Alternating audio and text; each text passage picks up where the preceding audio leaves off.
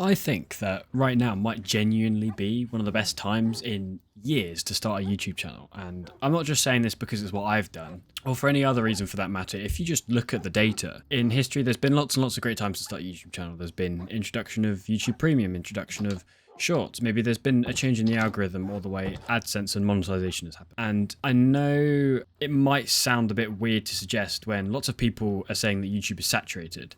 And people have been saying that for 10 years and YouTube still grows. But two things have changed recently that most people haven't even thought about yet. Hopefully today I'm going to try and explain that to you and why I think starting a YouTube channel right now is a really good idea. And there's a few reasons why. One is a massive shift in how YouTube is treating smaller channels and smaller accounts at the moment. And the other is what is happening with Google.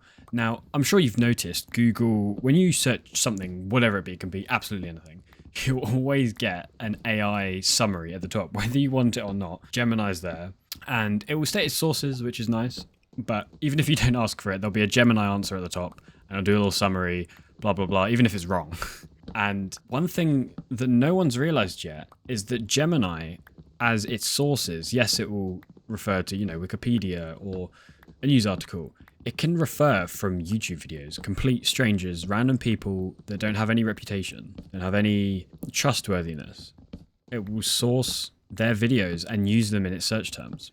And I think this is going to be such a big deal, way bigger than anyone can ever kind of predict. And in 6 months from now, Gemini is going to be so reliant on YouTube that it will be sourcing more information from YouTube than any other platform. And that, along with the way the YouTube algorithm's working with smaller channels at the moment, I'll get into both in a minute, is why it's the best time to start a new channel.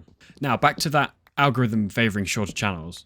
There's a study that's been done on the platform, and it studied both long-form video content and shorts, and then it studied, viewer habits, so best hours, and what the viewers have been doing with the content. Now, it shows quite a few things, but I want to focus on what it means for long-form YouTube, because that's what I do, and that's what I recommend. I mean, Shorts is obviously great. It's just not really what I'm working towards. I think that long-form is more valuable just because of the, the higher RPM. I find it easier making kind of a more of a quality longer video than quantity in Shorts, because obviously they're going to be shorter. Just looking at the study, the viewership on YouTube has gone so much higher, 76% increase this year in viewership. And that you could give that credit to Shorts, but there is some credit as an increase in active viewers. I mean, just more people are using YouTube. The caveat, though, is that while views have increased and minutes watched have increased, the view duration of longer videos has substantially decreased since last year. And with that, engagement. And that could be attributed to the rise of short form content, TikTok, Instagram, Shorts, whatever. And as a consequence, impressions, revenue, YouTube Premium revenue as well, monetized paybacks, all of that's down, which is obviously sounds bad. The flip side of it is that there's way more views and everything on Shorts. But regardless of this, short form boost and kind of change to the monetization on revenue for long form, that's not a reason to take long form as being worse or going down, because while that's decreased, that's for existing creators. So a creator who, say, hasn't even posted video, doesn't even exist when the study's done, that doesn't factor in the future growth. And the conclusion of this study, as it shows here, is while there is less watch time, there are far more views, which means there's more viewership to go around, which means there's more exposure for smaller channels, which is why I think it's perfect to start now. I know it seems a little bit like, oh, maybe YouTube's on a downhill. It's not. It's just a change in the way the platform's kind of behaving and how the viewers are behaving, more importantly. One of the really important things about YouTube, and especially long form, which is why I like it, is the content is up there forever, kind of like a a mini documentary or whatever on Netflix. People rewatch it. It's not like a short where people will see it once, it'll get pumped by the algorithm. It's there forever, and it can blow up later on. So as a consequence of this, algorithm is pushing viewer count rather than watch time. It means that there's more people out there who are clicking between videos and seeing more of a variety of content rather than a quantity of one channel.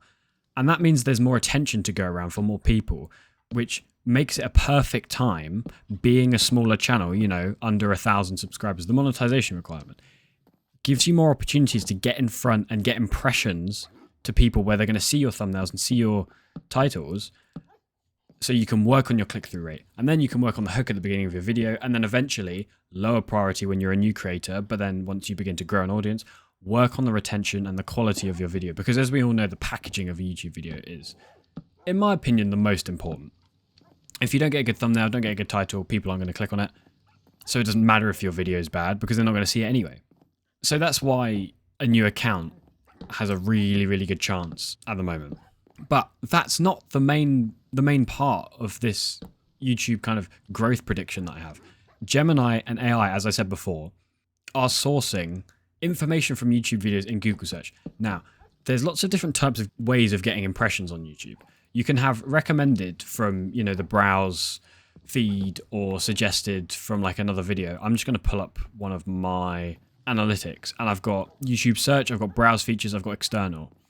Now, external, they haven't said how Gemini is going to be sourcing this information, whether that's going to be in the analytics quoted as an external. Maybe it's not even going to count as a view, because, you know, Gemini's not a real viewer. But maybe it will count as an impression or a view when people see the Gemini and then see the source of that video. However it's going to work, it brings more people looking at the sources into your channel from an external source, which again gives you more viewers. It kind of is another way. So obviously you can reach new viewers via YouTube, obviously, but now you're reaching them through just Google and Google results and search terms.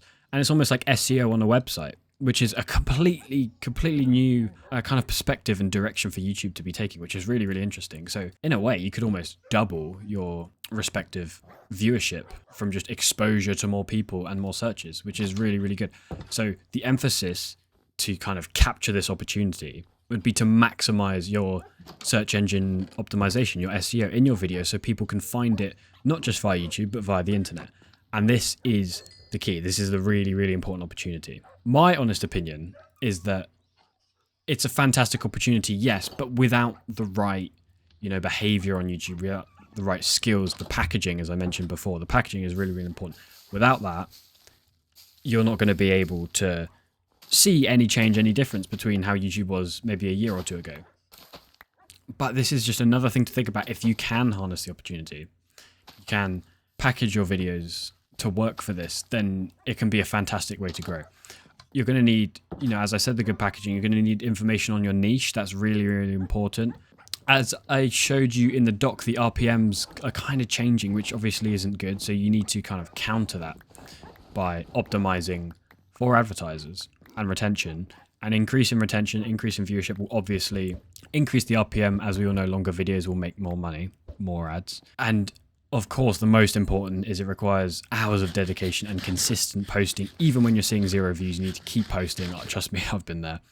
But nevertheless, it is still a fantastic opportunity, and I do recommend starting a YouTube channel in 2026.